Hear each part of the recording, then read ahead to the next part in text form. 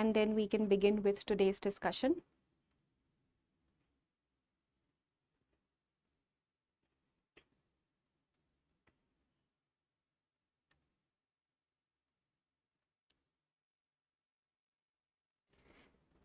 All right. Hello, good morning. I hope you all are doing good. Welcome to Drishti IAS. My name is Saloni Singh, and today we are going to start with our Hindu analysis and important articles of PIB as well. So let's start with the first important discussion for the day. This particular article is about the climate targets breach that are going to happen. So UN has said that there is a pathway that we need to have to tackle the inevitable breach of the 1.5 degrees Celsius global warming limit.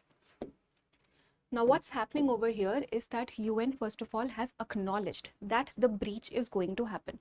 What breach are we talking about? That's the breach of the Paris Agreement. The Paris Agreement.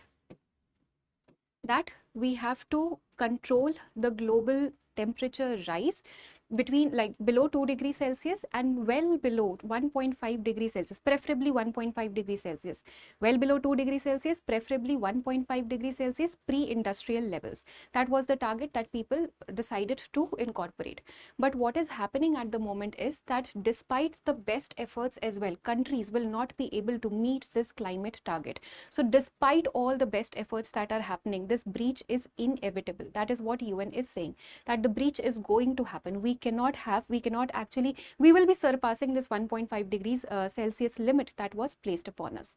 So that is first particular conclusion, that it is inevitable, the breach is going to happen. Then what needs to be done? What needs to be done is the overshoot, peak and decline option that has to be followed. So UN has said that though this is not the best option, this is not, you can say, the most preferred option, but right now this is the best remaining option or the best possible solution that we can have to this problem. Because even if all the countries, they are following their nationally determined contributions, they are achieving their net zero targets in ideal situations, in an ideal world, everybody is following what they are supposed to do. Despite that, there is going to be a breach, and still the rise is going to be somewhere around 1.8 degrees Celsius. More than 1.5 degrees Celsius, even if everybody is doing their bit to the core. So even if there are no breaches at the national levels at all, but we know that does not happen. This is an ideal world scenario, and at the current policies, at the level of the current policies, the breach is going to be somewhere around 2.6 degrees Celsius. The breach will be of 2.6 degrees Celsius. So that's why UN is saying that the breach is inevitable. It is going to happen. In the best possible scenario also, 1.8 degrees Celsius is going to be achieved. So what do we need to do? We need to understand that the overshoot is going to happen. So you overshoot, then you peak. Overshoot, then you peak, and then finally we decline. Finally we decline, which means that okay, overshoot is happening. We are going to overshoot that 1.5 degrees Celsius target, but we want to minimize that overshoot. The peak that we are talking about, that peak should be as low, as minimum as possible. 1.5 is going to be breached, but the peak should also be as minimum as possible. So overshoot, yes. Peak, yes. And then decline. Finally, by 2100, by the end of the century, we want to achieve the target. We want to go on a decline. So overshoot, peak, and then decline, because the overshoot is inevitable. This is the major challenge, that the current policies also will make the breach to be 2.6 degrees Celsius. So the breach is going to be inevitable. That is something that we cannot avoid. So we can overshoot, then we can peak, we can try to reduce it as much as possible, and then finally we'll think of declining. That is the plan that has been proposed. And again, time and again, it has been said that it is not ideal, it is not the most preferred solution, but it is the only available solution that we have at the moment. We will have to follow that. Now, what is the challenge over here? The challenge over here is that even if you are talking about the breach, even when you're talking about the overshoot, let's say for the next 5 years, high emission rates continue, because we are saying that the overshoot is going to happen. So if the emission rates are high and they continue for the next 5 years, then this 1.8 degrees Celsius that we were talking about, it will ultimately reach 1.9 degree Celsius. It will increase by 0.1 degree Celsius. The breach, the global temperature rise will rise by 0.1 degree Celsius, because the emission rates are continuing. Emission rates are high. Okay, so we are basically saying that if everybody is following, everybody is doing whatever they are supposed to do, despite that the breach is going to be of 1.8 degrees Celsius.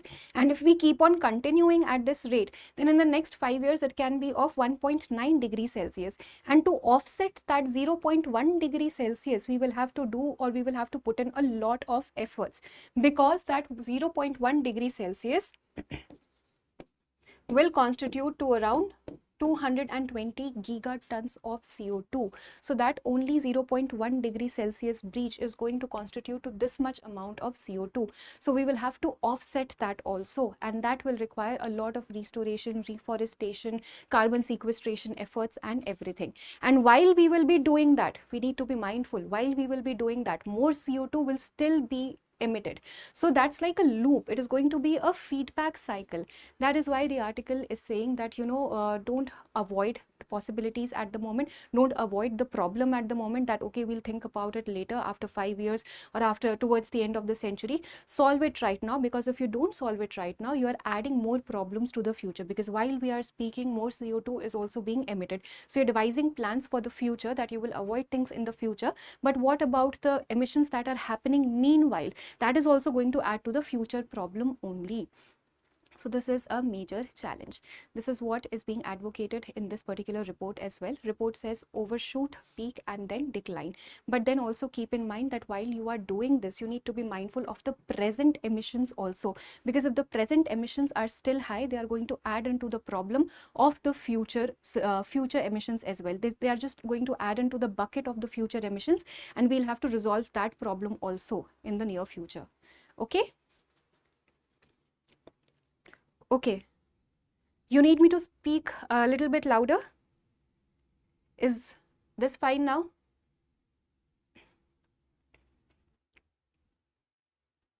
Good morning, good morning.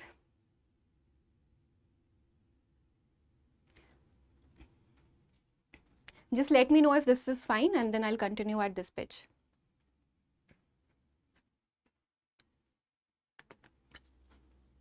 All right, let us move to the next article for the day. The next article is also a very important article from the environment's perspective. It says, or it is talking about our natural resources or natural ecosystem valuation. Ecosystem valuation.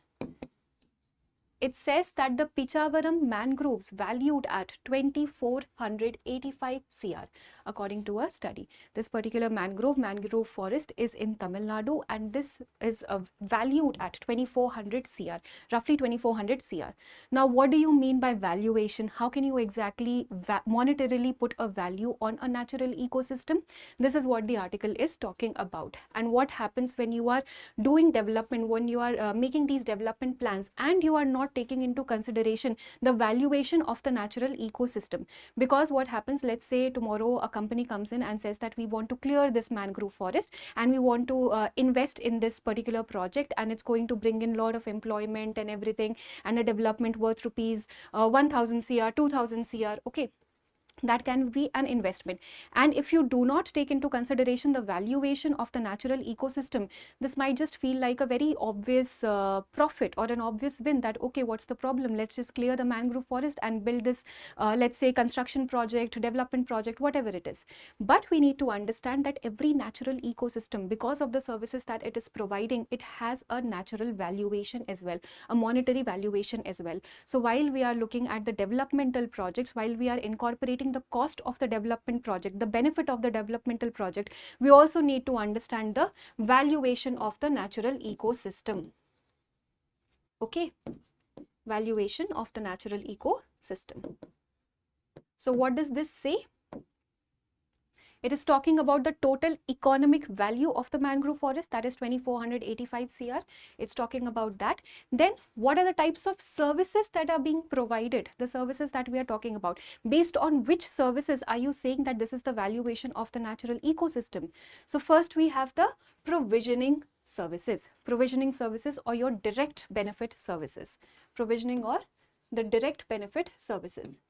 Like there could be fishes, like fishing activities that are happening over here, or any other natural resource that is being provided by this mangrove forest, which is creating local livelihood. That is a direct benefit, that people are availing that direct benefit from that particular mangrove forest. That's the provisioning service.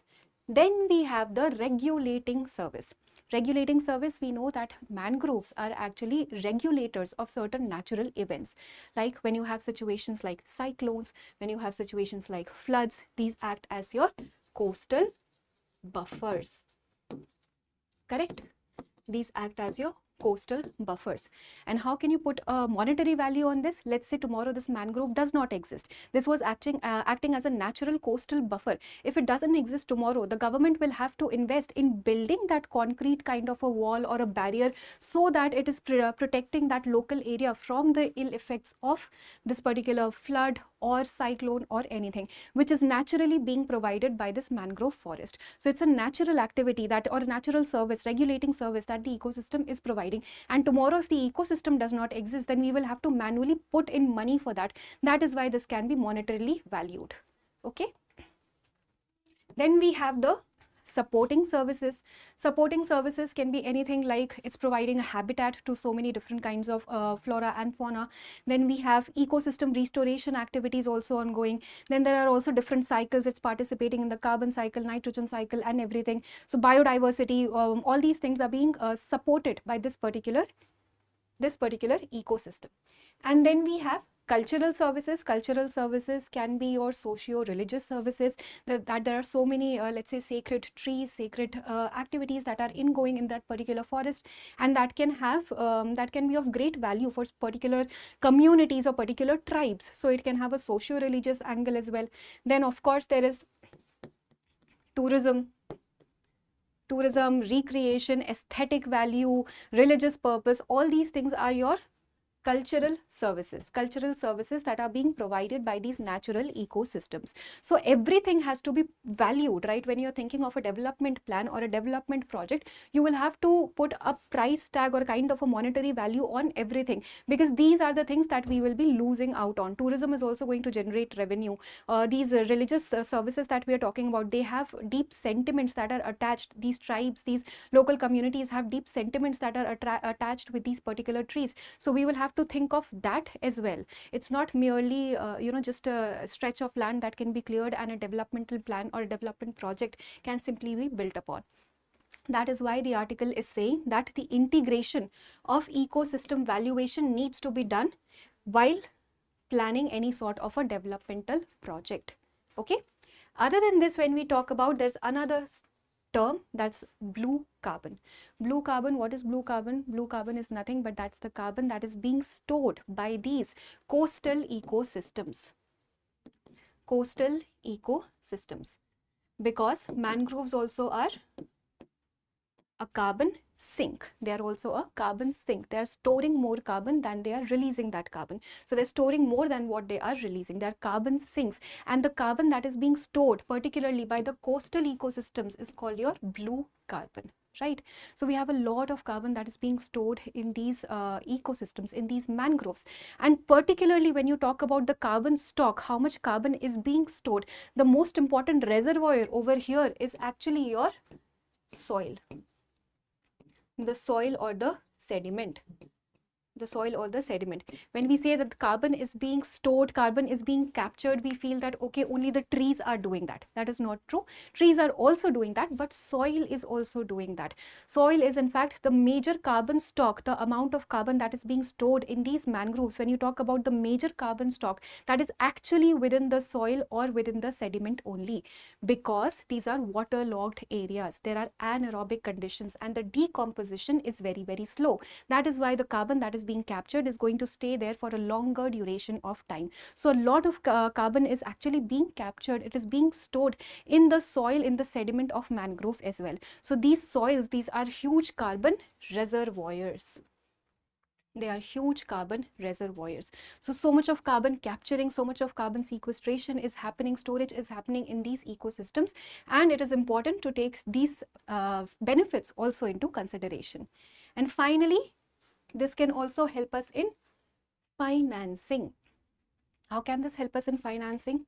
Now, a lot of blue carbon is being stored, correct? A lot of blue carbon is being stored. Now, there are certain companies are polluting, or they have a very high emission, and then they need to buy certain carbon credits because they are polluting industries, because they are generating so much of pollution.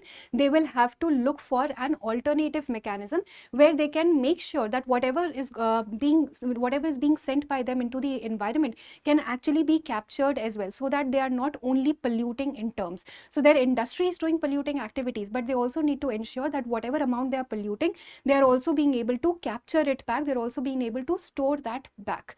So these particular blue carbon financing projects can actually help such companies, because let's say a government or any other company is investing in the development of these mangroves. The more you develop the mangroves, the more you restore the mangroves, the more you take care of the mangroves, more carbon can actually be stored in this particular area, in this particular ecosystem. And finally, that can be sold in the form of carbon credits.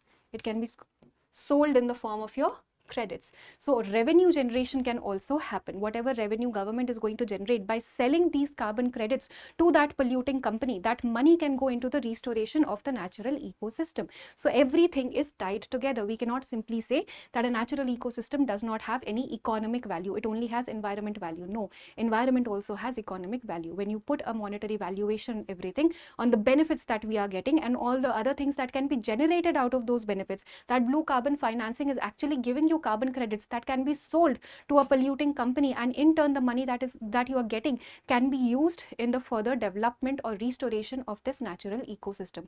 So much of so many of these different services or so many of these different benefits are actually being provided by our natural ecosystems. That is why the article is urging that whenever we are looking at a developmental planning, we need to integrate the ecosystem valuation as well, putting a value on the benefits that you are getting out of the ecosystem. All right, I hope that is clear.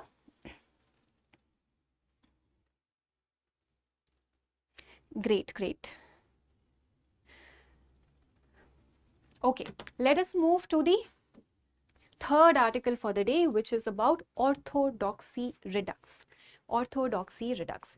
Now, as complicated as the name might sound, when you break down the two terms, it is very easy to understand. Orthodoxy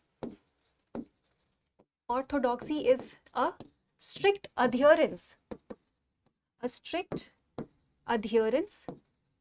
to traditional religious beliefs. To traditional beliefs, simply. Okay, orthodoxy is what? It is a strict adherence. You're very strictly adhering, no ifs and buts, no left, right, center. You're very strictly adhering to the traditional beliefs, to the traditional religious beliefs, sentiments that are there.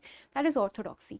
And then redux, that is simply a resurface or return.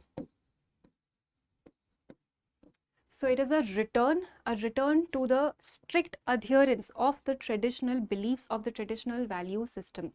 Now, why is this slightly paradoxical? Because in today's modern world, when you're talking so much about social progress, gender equality and everything, here when you talk about strict adherence to traditional beliefs, even in the public sphere, not only in the religious sphere, but also in the public or civil sphere, that is when it gets complicated. Because the article is saying that very recently in Kerala, what happened, that women, this was kind of a directive that was given, that women should not be participating in the processions that are going to take place for the celebration of Prophet Muhammad. Women should not be participating in those processions, and the processions will happen in the public sphere. We are not talking about processions that are happening in mosques or madrasas or anywhere else, or in the religious sphere. We are talking about processions that are going to happen in the public sphere, in the civil sphere. So women were directed that they should not be participating, they should not be allowed to participate in such processions even in the public sphere, because that can bring about chaos and disorder. So that is orthodoxy redux, that we are trying to return, we are trying to resurface that particular strict adherence to the traditional religious system, traditional belief system is actually resurfacing even in today's modern era. And especially with Kerala, when we talk about a high literacy rate, high socio-economic indicators of development and everything, when such a thing comes up, then it becomes a constitutional question that how much right, let's say, a religious institution or religious leaders to actually have on the lives of people in the public sphere, Let's say when we talk about certain rules and regulations, do's and don'ts within a religious sphere, then it still is about religious autonomy. To a certain extent, it is about a religious autonomy. But when you start issuing directives that people should not be allowed to do such and such things, even in the public sphere, that is when it gets controversial. That what does the Constitution say? What are the rights that we have about gender equality? What does Article 25 say? What does Article 15 say? So we have to take into consideration all such questions as well. How much of a religious autonomy should be allowed to these religious institutions or these religious leaders? That becomes the question. Because when you talk about Article 25 also, Article 25, right to profess, practice and propagate any religion of your choice, whatever you believe in. But that is also not absolute. We know that the fundamental rights are also restricted to reasonable restrictions.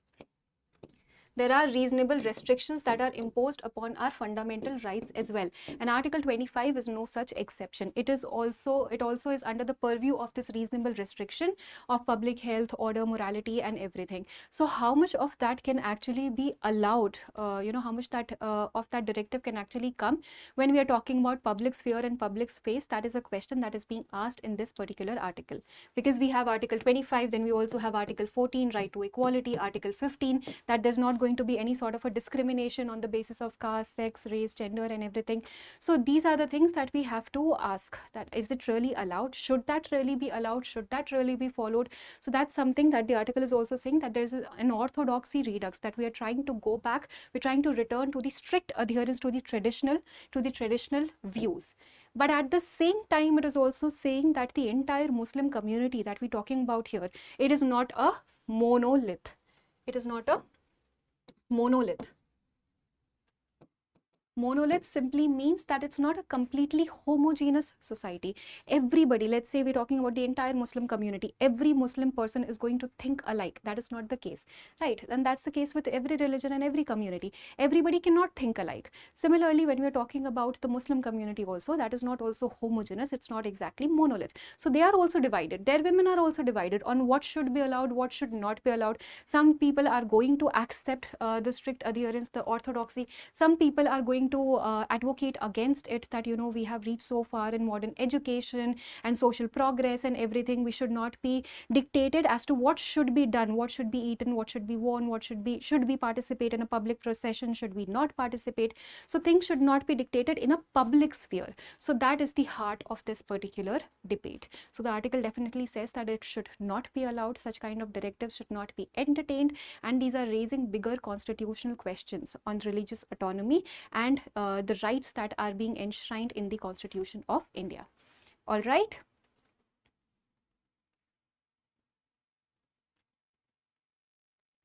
Great, great. Okay, now let us move to the next article, and this article is about a problem that our farmers are facing, a structural problem. This particular problem is highlighting, or this particular article is highlighting a structural problem that we have in the entire farming network, and there are many layers to it. There are many layers to it that the article highlights. Now, what is the challenge? The challenge is about the rising onion prices. Rising onion prices. Now, this is only a challenge at the surface level that the onion prices are rising, but the article is talking about the many layers that are going beneath this particular problem, the underlying reasons behind this particular problem. Because this is a seasonal issue, we see these things keep on happening every year. We see that there's a duration of period, there's an amount of time where we see the price going very, very high, it rises. But why does that rise? Because there is a structural problem behind the entire issue. So the article is dealing with the many layers of the structural problem. So when you look at the situation over here, the government of India always is in a dilemma, because it has to take care of two sets of people who have opposite or who have very opposing you can say wishes. Because one set of people is your producer and the other set of people is your consumer. There are producers and there are consumers. Producers as in the farmers, and consumers as in the people who are buying that produce. So the producers will want the prices to rise. Producers will want the prices to rise, but the consumers will want to get the product at a cheaper rate, the prices to fall. So the government has to balance between the opposing wishes of these two sets of people, because it has to take care of the producers also and it has to take care of the consumers also. That is why it's the government of India, we say that it faces such a problem where it has to deal with the interests of both the producer and the consumer, and it has to look at the structural challenges that is giving rise to such issues. So India must balance remunerative prices for farmers with affordable food prices for consumers. Correct? Government often reacts after prices change. The challenge that the government of India faces, or the issue that the article is also highlighting, is that the government is more reactive instead of being proactive. Government reacts after the price increases. Let's say when the supply is down, or when the supply is short, there's a shortage at the supply side, then naturally the prices are going to rise. Now when the prices rise, then the government starts becoming active.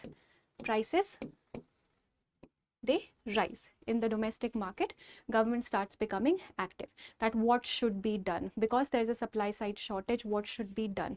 Now earlier also government has dealt with such situations, especially in 23 when it faced such kind of a challenge, and the response was banning the exports. Now let's say there is a supply side shortage, we already have production was already low, or for some reason these farmers are not getting enough money for the produce that they have made, but export options are already there, because onion is also exported to the outside market. Now the government can think that there is a shortage in the domestic market, but the farmers are supplying their products outside, supplying onions outside, because they're getting better prices over there. That can become an even bigger challenge for the domestic market, because we are already short on the production. So what should be done? Ban the export. That is what the government did in 2023, that for some duration of time it banned the exports, that do not export onion in the outside market. So naturally we are going to have more in the domestic market, and that is going to benefit the consumers, but that can hamper the producers, because producers now are getting remunerative prices, competitive prices for their onion when they were exporting that to the outside world, to the foreign markets. So it's like an opposing force, it's like two opposing forces that are acting against each other. So that becomes one challenge.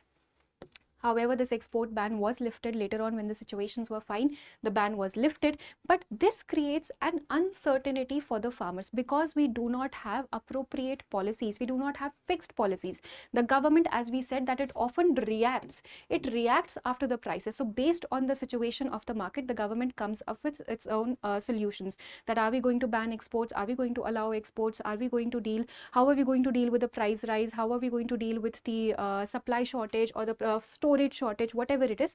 How are you going to deal with that? So it reacts after the problem has risen, and this creates uncertainty for the farmers. Because today, let's say if the market price of onions was, let's say hypothetically 60 rupees per kg, and then the farmer might think that, oh, the rate is very good, I should start producing more onions, because in the near future I'm going to get more money, I'm going to earn profit. So the farmer starts producing more onions. But then something happens in the market and the government reacts by deciding that, okay, we are not the price is now going to fall because of XYZ reasons, that let's say you will not be able to export this outside, or the supply has suddenly increased a lot, and that way also the prices, when the supply is going to increase a lot, then the prices are going to fall down. So if everybody starts producing a lot of onions, then also the supply is going to increase, and then the final price can go down. So this creates an uncertainty, because now the farmer has already decided that they want to produce more onions, and then what is going to happen if in the near future the prices are going to fall? What is going to happen to this excess onion? Because here we are not talking about dry grains, we are talking about onions which can rot, which can due to moisture and everything, there can be a lot of rotting activities that can happen on this particular onion. We're not talking about dry and coarse grains like wheat, rice and all these things which can be stored for a longer duration of time. Onion, it is perishable, so it's very uncertain for the farmers. They don't exactly know what should be their sowing policy. Should they produce more? Should they not produce more? That is why the need of the hour is that government comes up with a better structural plan, and the structural plan lies in the storage. The structural plan lies in the storage, because right now the farmers are facing a major storage challenge. Even if there is excess production, let's say because of these prices the farmer decided that I'm going to produce more, and tomorrow if something happens to the market, the farmer does not have enough storage facility available, and then the farmer will distress sell. These are so many layers that are coming in, and everything is tied to everything else. The farmers are going to distress sell earlier, and let's say the prices now go down to 10 rupees per kg. Now even if somebody is offering them 2 rupees, 5 rupees, they will still sell, because they have to sell.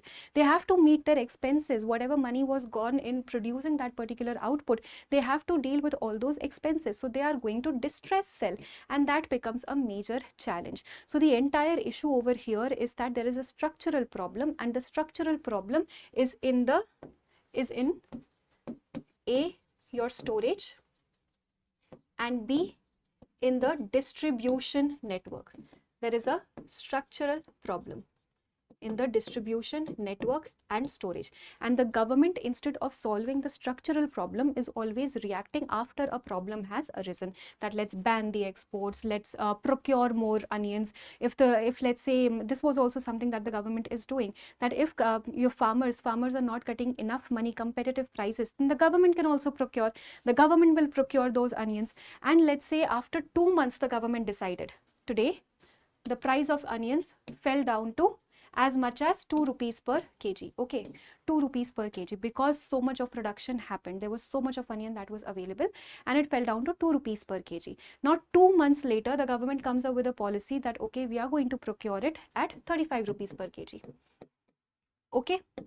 Now this looks like a win-win situation, that the government came up with a plan that now we are going to buy this from you. We are going to buy the produce from the farmers at 35 rupees per kg. But what is the challenge? The challenge is the time lag. 2 months, 3 months, 4 months. We are talking about a time lag over here, and this is perishable. This is perishable. The farmers cannot exactly wait for the government to come up with the plan to cope up with the distress that is ongoing in the present moment. So the farmers are going to sell their produce even at 2 rupee, 1 rupee, 3 rupee, whatever it is, because they can't wait for those 2 months. And once they have sold everything and 2 months later the government is coming up with this plan, then the farmers will say that now we don't have anything left to sell. We don't have anything left for you to compensate. That is the structural problem. The structural problem is the now part of it. You are coming up with things after things are happening, and that requires time. That gives rise to a time lag. That is the structural problem, that there is a storage challenge that everybody is facing. The states are facing, the center is facing, the farmers are facing. We have a lack of storage facilities, particularly for your perishable items. And then there is a problem with the distribution network as well.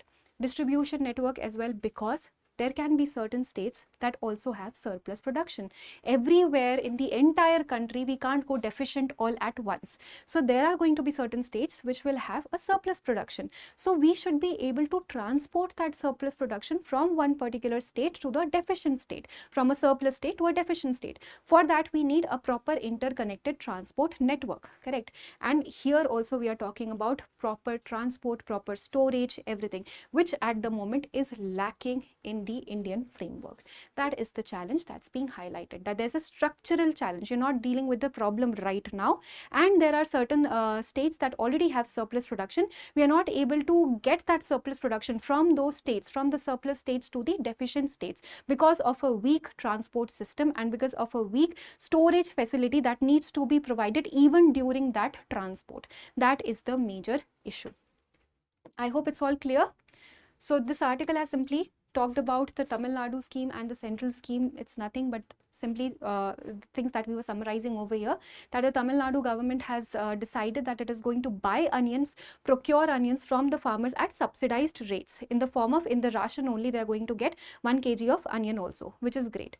Now the challenge again will come with the storage items, because when you're talking about a ration card and the grains that are going with the ration card, here you're talking about dry grains. These are perishable items. They can go bad even after, you know, even if you come up with a good policy and you want to distribute onions for at a very subsidized rate, even despite after such a declaration, they can go they can perish because they are perishable items. And if every state now starts deciding to do that, then the center will have to release onions from its buffer, because everywhere people would want that such a scheme should be given to them also, such an alternative should be given to them also. Why should they buy onions at 60 rupees, 70 rupees, whatever it is, from the private shops? They should be able to get it from the subsidized shop. Now if there is not enough surplus in the market, then the government will have to release from its central buffer. The government will have to release from its central buffer. And while it might solve the problem in right now in hand, but again it is going to create a problem, because today you are depleting your resources. So everything put together, it is simply talking about so many layers that are ongoing. You simply feel that, oh, the prices have risen, onion price rise, but what is going behind that? There are so many things that are tied to each other. There are so many layers beneath that thing, and it all ties down to one structural problem, and that problem is of your storage as well as the distribution network, the weak distribution network that we have, and the reactive policies of the government, that you can decide to ban the export, then you decide to open up the export, and you react according to the solutions to the situation of the market. That becomes challenging. All right, I hope that is clear. Subtitles, I think you can turn on. Rahul? Yes, I have a practice question. I have a practice question in the end. We will look at that also. Subtitles, I believe you can turn on. All right. Now let us move on to the next article. The next article talks about forex swap rakes in over $136 billion. So this particular article is also talking about a decision or repercussion of a decision that has happened, a decision that was taken by the RBI, that forex swap was announced. Forex swap was announced on June 8, 2026. We will look at the mechanism also. Now that forex swap has actually brought in a lot of dollars into the Indian market. This feels like a good thing, correct? It is actually a good thing, but then it is also creating one more problem. However, we also have a solution to that problem that has been discussed in this particular article. Okay. Now let us look at this entire article. The special swap that we are talking about, RBI special USD INR swap, was introduced.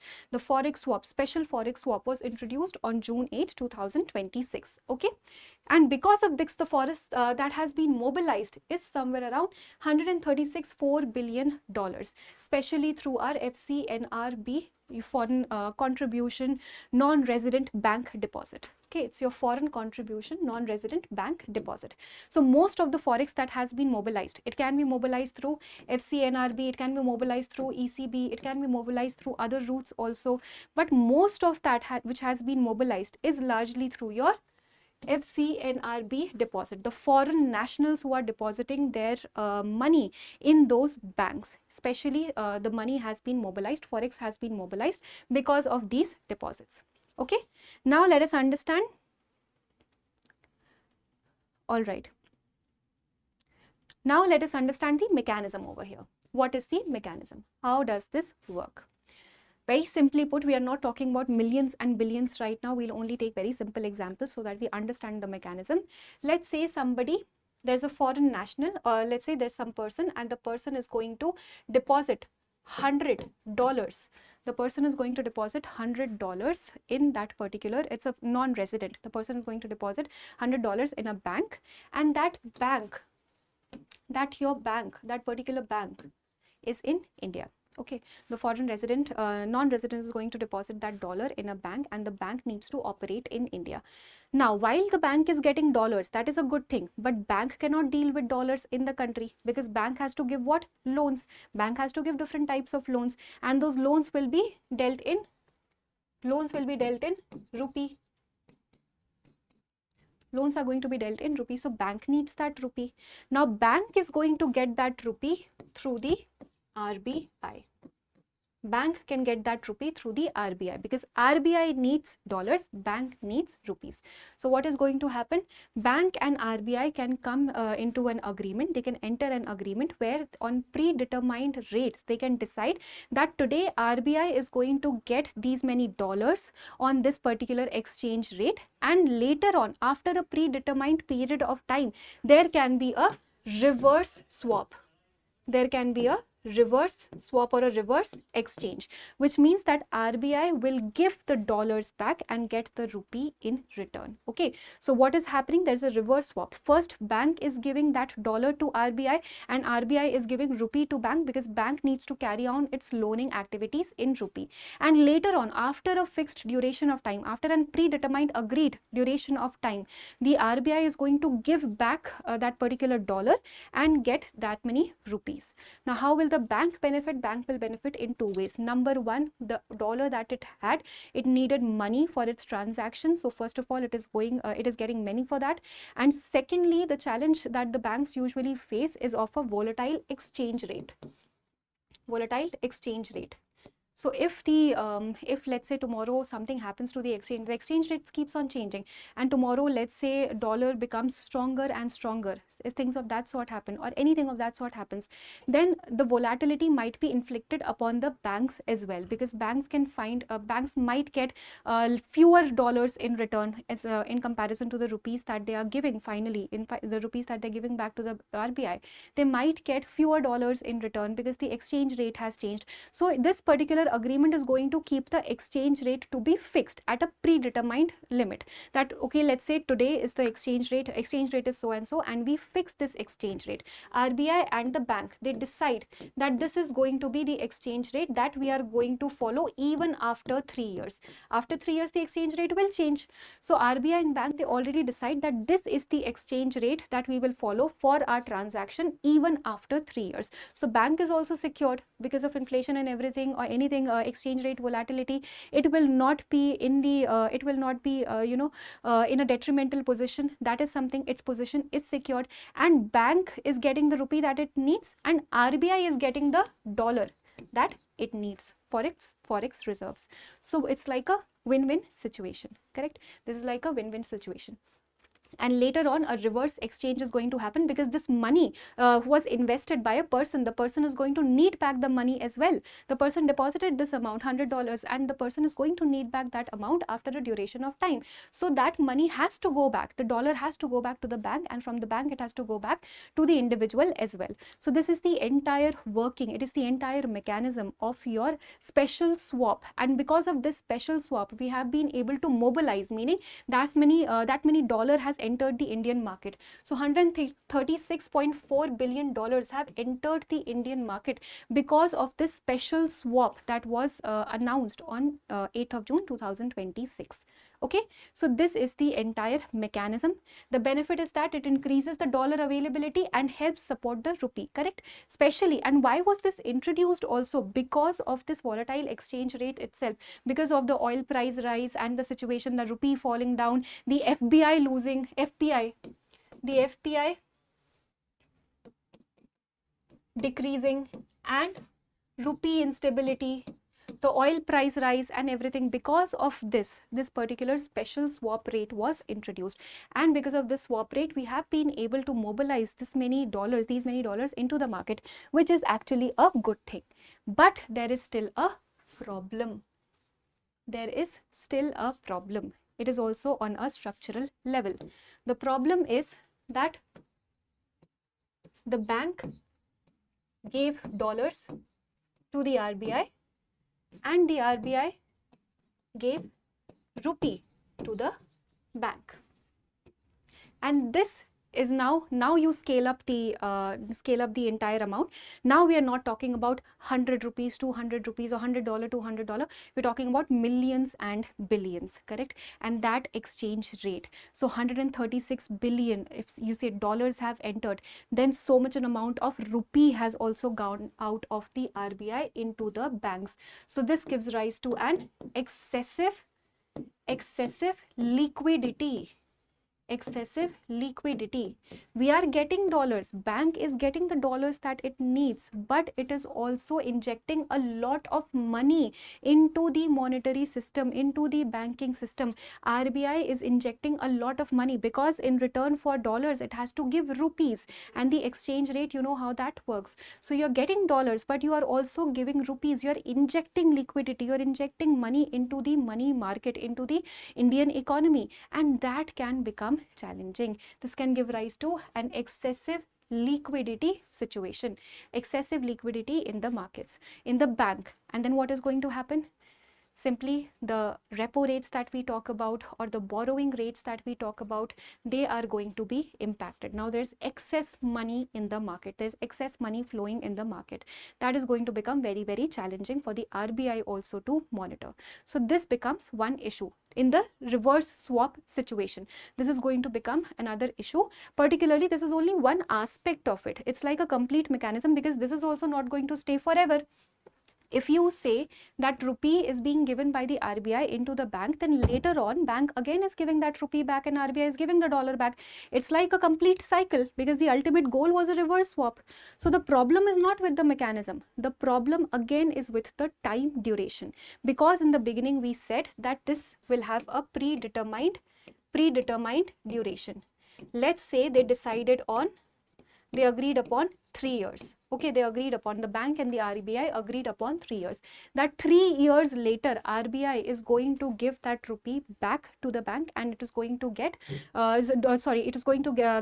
give that dollar back to the bank and get the rupees again. So it will suck the liquidity out again. But that is going to happen after 3 years. It is going to happen after 3 years, because they have entered into an agreement. What about the liquidity in those 3 years? Because the money market is more complicated than it seems. So what about that liquidity, excessive liquidity in that 3 years? During that 3 years, we have to ensure that everything is settled within that time frame also, because we cannot, we cannot have a lot of volatility in the market at the moment. So what will be done? A solution, a short-term solution that has been provided is that the RBI may close its 137 billion short forward position. These are the payments that the RBI has to make. These are certain payments that the RBI has to make based on the money that has been invested and everything by these foreign nationals, companies, and the obligations. These are basically the obligations, the present obligations that the RBI has. So most of the time what happens, that RBI rolls them over, because the money is so high. The RBI rolls it over, that okay, after 2 years, after 3 years, maybe later on we will revisit this situation. But right now, because we are so remarkably close, we have this bill that is pending upon us, that is $137 billion, and we already have been able to achieve $136.4 billion. So we are so remarkably close that the article says that, instead of rolling this over as always, simply settle this bill. settle this bill in the short term, and later on, let's say after 3 years, 5 years, after the predetermined time, then we can work upon the other aspects on how to get that money back. But in the current scenario where there's an excessive liquidity situation in the market, deal with that at the moment. Don't roll this over, just settle this bill, settle the short forward position bills, because of the excessive money that has been able to flow in the market, excessive dollars that you are getting, just settle that bill. That is what the article is saying. So you see how everything is so interconnected to each other. And while this exchange swap, this special swap, is actually a good thing, because we need to take care of our rupee stability as well. We are losing out on the dollars. We need to get dollars because the FPI investments, they are moving out, so we need to save on our dollars. So this is actually a great step that has been taken by the RBI. But in the short term, this can create certain challenges, certain problems. However, there are also solutions that have been provided to deal with that challenge. All right, I hope this is clear.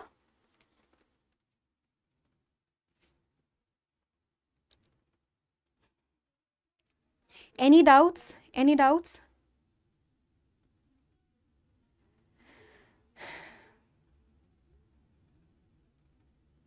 Just let me know if there are any doubts. Otherwise, we can move ahead.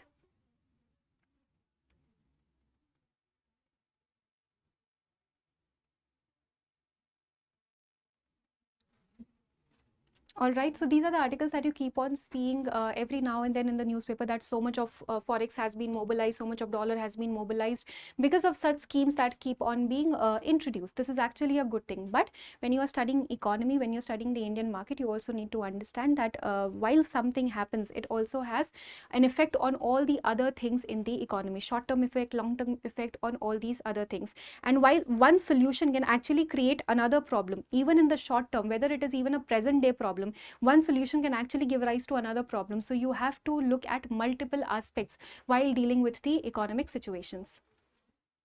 All right.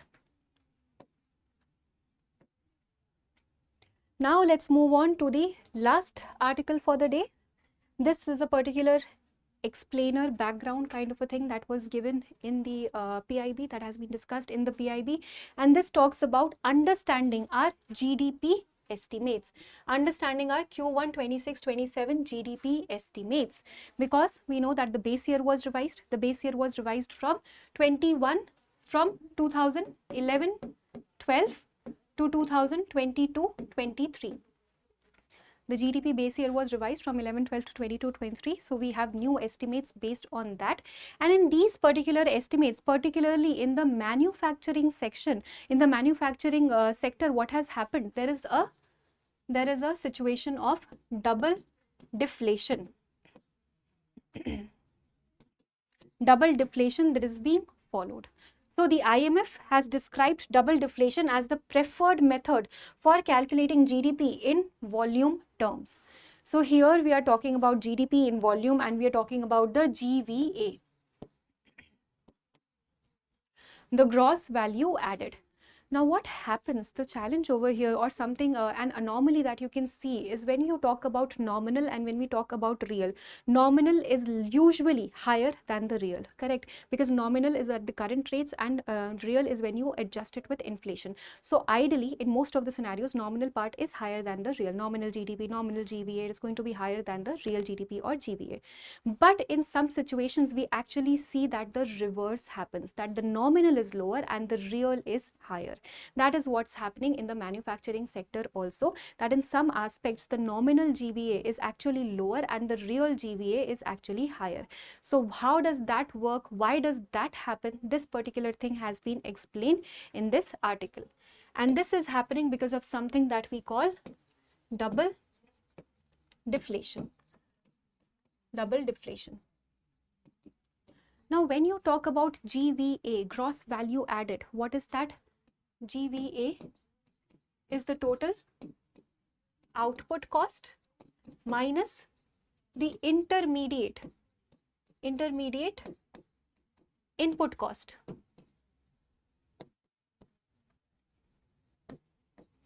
total output cost and intermediate input cost. Let's say you are manufacturing something, you're manufacturing a biscuit, okay, and that biscuit costs rupees 100. The market price, the selling price of that biscuit is rupees 100. You're selling it at 100. Now, in order to produce that biscuit, you must have achieved certain, you must have acquired certain raw materials, whether it is flour, whether it is sugar or anything. You need certain raw materials to produce something. So you get those raw materials, let's say for 80 rupees. Okay, all the raw materials to make that biscuit cost you 80 rupees, and the final output is of 100 rupees. So what is the value addition from your side? That value addition, your effort that you have put in, that is of rupees 20, because that is 100 minus 80. That is going to be your GVA. So normally when you will look at the nominal GVA, okay, this is going to be 20 at the current situation and the current market prices right now. A general GVA, when you're talking about the value that has been added from your side, that is rupees 20. Now after a few years, let's say the price increases, the price is now 120 rupees. Okay, the biscuit is now 120 rupees. So that, and according to that, according to the input cost, according to the output cost, you're going to get your nominal GVA. You're going to get your nominal GVA. Now, sometimes this nominal GVA is actually lower than the real GVA. Lower than the real GVA.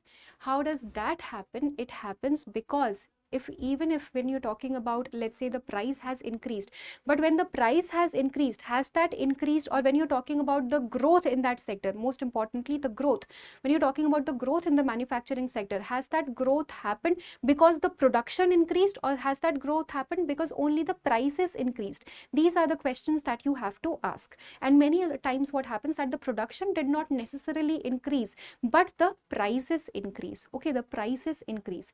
Now what happens when you're talking about double deflation? Double deflation is a preferred method, we say, of calculating the growth, of calculating the GDP, because when you're talking about the real GVA also, when you're adjusting the inflation, most of the times what happens that we only adjust the inflation at the output side, but you also need to adjust the inflation at the input side. At the input side. Deflation is the process where you're adjusting that inflation, where you are subtracting that particular amount from your original price. Deflation removes the effect of price changes between two time methods from a current price value to get its constant price value. So deflation meaning you are simply adjusting it for your inflation. You're adjusting it for your inflation. Now what happens in double deflation? You are adjusting this amount also, the output amount also for inflation, and you are also adjusting the intermediate input amount as well, for your inflation. So if the biscuit now costs rupees 120, okay, but the input prices have also increased, and let's say from 80 rupees they rose to some 96, 97 rupees or 100 rupees maybe. So what happens is that the output price has also increased, the input price has also increased, but the input price has increased more than the output price. When you look at the percentage, or when you look at the difference, the input has become costlier in comparison to the output. For generating the same amount of output, for generating the same number of biscuits, now you are putting in more money in buying that input, because the input cost, the raw material cost has increased more. So because of that, when the raw material cost has increased and the output cost has not increased as much, even though that has also increased. Double deflation does not mean that both one is decreasing and one is increasing. Double deflation, both of them are increasing. But when you talk about the rate of that increase, the input cost is higher than the output cost. The rate of the increase in the input cost is higher than the rate of the increase of the output cost. And because of that, your the real GVA becomes higher than the nominal GVA. In some exceptional situations, we see that though nominal GVA, theoretically it feels that because nominal, you're in the real one, you are adding something, you're adding inflation, because of that the nominal one should be higher. But in certain cases we see that the nominal is lower and the real is higher. Why is the real higher? Because the input cost has increased more than the output cost. The inputs have become costlier. Both of them have increased. Inflation has happened, both of them have increased, but input has increased at a better rate, at a higher rate than the outputs. That is why we see a higher real GVA than a nominal GVA. So this is about double deflation. Double deflation means that you are adjusting, deflation means you are adjusting the price. Double deflation, you are adjusting the price at the output level as well as at the input level, on the double sides, output as well as input, and then whatever you are getting is the proper GDP, the proper GDP growth or the proper GVA added. So that is something that IMF is also saying, that for the most accurate measurements you should actually follow a double deflation method that adjust both the output as well as the input for its inflation. Okay, that is your double deflation. So IMF describes double deflation as the preferred method for calculating GDP in volume terms. And the updated GDP series that we are talking about, the new ones, the estimates that we are talking about, they reflect an improved and more robust methodology, the double deflation method, which is adopted for various industries under manufacturing sector. And under this, the output, it's explained here as well, under this the output and intermediate consumption are deflated separately to derive GVA at the constant price, correct? The output and the intermediate consumption that we are talking about, they are deflated separately, and then we arrive at the final GVA. That is the most accurate GVA that you can get. And especially a lot of industries in the manufacturing sector have started following this double deflation method. So these estimates that we are getting, these estimates are more robust. They're following a better robust technology, robust methodology, and that is why they are more accurate in the sense. All right.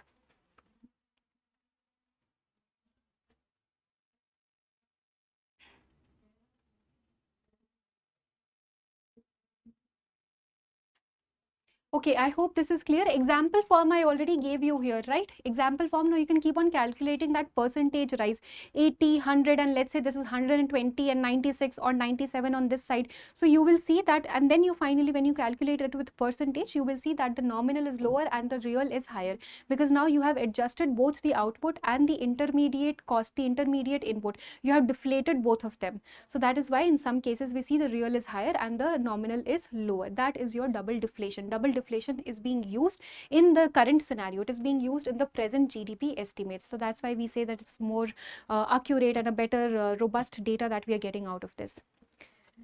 All right. All right, now let us look at a practice question for prelims. Okay, this is just a flowchart for understanding the same thing. Double deflation, separate deflation, calculation of real GVA, and this is the role of relative prices. When the input price increases faster than the output prices, this is your key line, this is your key takeaway actually. So when the input price is increasing faster than the output price, nominal GVA grows more slowly than the real GVA. Both are increasing, input is also increasing, output is also increasing, but input is increasing faster than the output. Input price is increasing faster than the output price. That is why the nominal GVA is going to grow less rapidly, slower in comparison to the real GVA. Okay. Now let us look at this question. With reference to the method of double deflation used in GDP estimation, consider the following statements. Number 1, output and intermediate inputs are deflated separately using appropriate price indices. Number 2, real GVA is obtained by subtracting real intermediate consumption from real output. Which of the statements given above is or are correct? A, 1 only, B, 2 only, C, both 1 and 2, or D, neither 1 nor 2. So please attempt this question and provide your answers in the comment section. I hope this was all clear. We had economy as well as environment issues in this particular video. So I hope this was all clear. If there are any doubts, you can ask. Otherwise, we'll meet tomorrow.